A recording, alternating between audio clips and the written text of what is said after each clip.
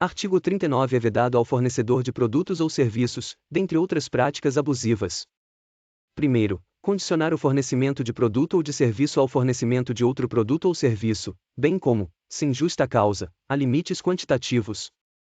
Segundo, recusar atendimento às demandas dos consumidores, na exata medida de suas disponibilidades de estoque, e, ainda, de conformidade com os usos e costumes. Terceiro, enviar ou entregar ao consumidor, sem solicitação prévia, qualquer produto, ou fornecer qualquer serviço. Quarto, prevalecer-se da fraqueza ou ignorância do consumidor, tendo em vista sua idade, saúde, conhecimento ou condição social, para impingir-lhe seus produtos ou serviços. Quinto, exigir do consumidor vantagem manifestamente excessiva. Sexto, executar serviços sem a prévia elaboração de orçamento e autorização expressa do consumidor, ressalvadas as decorrentes de práticas anteriores entre as partes. Sétimo, repassar informação depreciativa, referente a ato praticado pelo consumidor no exercício de seus direitos.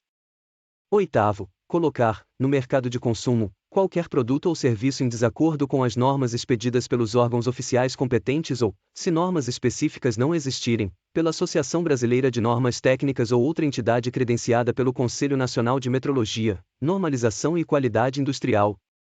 Nono, recusar a venda de bens ou a prestação de serviços, diretamente a quem se dispõe a adquiri-los mediante pronto pagamento, ressalvados os casos de intermediação regulados em leis especiais.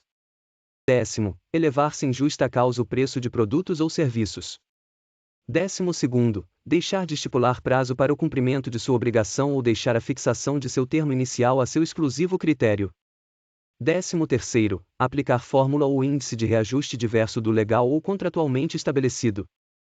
14º, permitir o ingresso em estabelecimentos comerciais ou de serviços de um número maior de consumidores que o fixado pela autoridade administrativa como máximo. Parágrafo único. Os serviços prestados e os produtos remetidos ou entregues ao consumidor, na hipótese prevista no inciso 3º, equiparam-se às amostras grátis, inexistindo obrigação de pagamento. Artigo 40. O fornecedor de serviço será obrigado a entregar ao consumidor orçamento prévio discriminando o valor da mão de obra, dos materiais e equipamentos a serem empregados, as condições de pagamento, bem como as datas de início e término dos serviços. Parágrafo 1º. Salvo estipulação em contrário, o valor orçado terá validade pelo prazo de 10 dias, contado de seu recebimento pelo consumidor.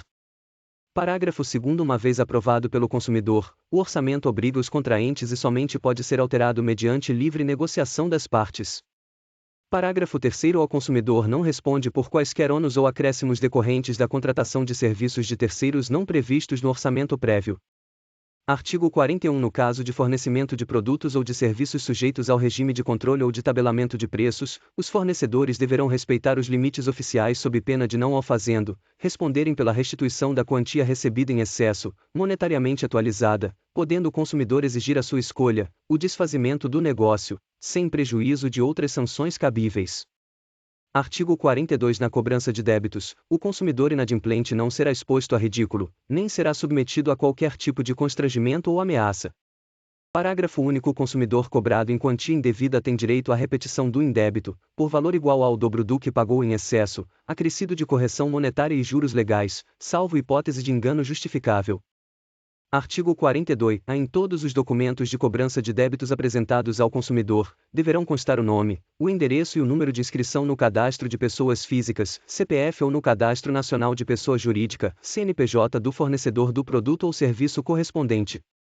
Artigo 43. O consumidor, sem prejuízo do disposto no artigo 86, terá acesso às informações existentes em cadastros, fichas, registros e dados pessoais e de consumo arquivados sobre ele, bem como sobre as suas respectivas fontes. Parágrafo 1º. Os cadastros e dados de consumidores devem ser objetivos, claros, verdadeiros e em linguagem de fácil compreensão, não podendo conter informações negativas referentes a período superior a 5 anos. Parágrafo 2º. A abertura de cadastro, ficha, registro e dados pessoais e de consumo deverá ser comunicada por escrito ao consumidor, quando não solicitada por ele. Parágrafo 3º. Ao consumidor, sempre que encontrar inexatidão nos seus dados e cadastros, poderá exigir sua imediata correção, devendo o arquivista, no prazo de 5 dias úteis, comunicar a alteração aos eventuais destinatários das informações incorretas.